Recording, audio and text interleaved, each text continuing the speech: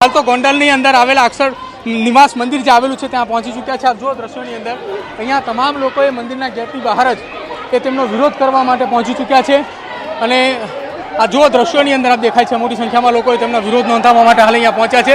જિગીસા પટેલ અહીંયા આવી રહી છે। જિગીસા પટેલની ગાડીઓની આગળ જે છે તે હાલ વિરોધ ચાલી રહ્યો છે। મહિલાઓએ તેનો આક્રોશ સાથે જિગીસા પટેલ અને જે પાટીદાર મહિલા આગેવાનો હતા તેનો વિરોધ કરી રહ્યા છે। આપ જુઓ ગાડીના દ્રશ્યો, આ તમામે લોકો એ ગાડીની અંદર એ તોડફોડ કરવા માટેની પ્રયત્ન કરી રહ્યા છે। તમામ જગ્યાએ ગાડીની અંદર બેનરો છે, બેનરો સાથે હાલ અહીંયા વિરોધ જે છે તે હાથ અહીંયા દેખાઈ રહ્યા છે। અંદરના દ્રશ્યો આપણે બતાવીશ। જિગીસા પટેલની ગાડી જે અંદર ગઈ કે જેની ગાડીની ઉપર બેનરો સાથે તે અંદર એન્ટ્રી કરી હતી, તે દરમિયાન તેની ગાડી ઉપર હુમલો કરવાનો પ્રયત્ન કર્યો હતો।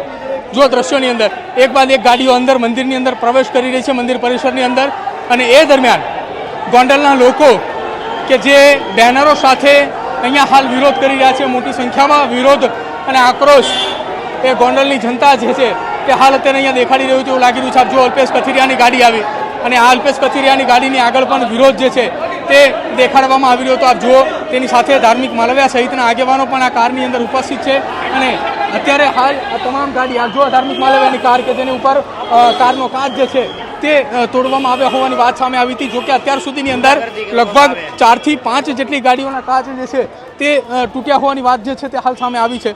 જોકે અત્યારે આ તમામ એ આગેવાનો ગોંડલ સ્થિત મંદિર ખાતે દર્શન કરવા માટે પહોંચ્યા છે। જિગીસા પટેલ સહિતના મહિલા આગેવાનો હાલ પહોંચી રહ્યા છે, તેમની સાથે જ વાત કરવાનો સીધો પ્રયત્ન કરીશું। કઈ કાઢવા માટે આજે અમે ગોંડલની ધરતી ઉપર એનો પડકારને સ્વીકારીને અમે લોકો અહીંયા આવ્યા છીએ। જિગીસાબેન, પાટીદાર મહિલાઓ કહી રહી છે અમે પાટીદાર છીએ, અમને કોઈ ડર નથી, એવી વાતો કરી રહી। જ્યારે મને એવું લાગે છે કે કહેવાય ને કે અકબર હતા ને, અકબર એ જ્યારે હિન્દુ રાજાઓને મારી નાખ્યા હતા પહેલા, અને એના પછી એને એના દરબારમાં હિન્દુ રાજાઓને સ્થાન આપ્યું કે અમે તમને હવે ઉચ્ચ પદ આપીશું।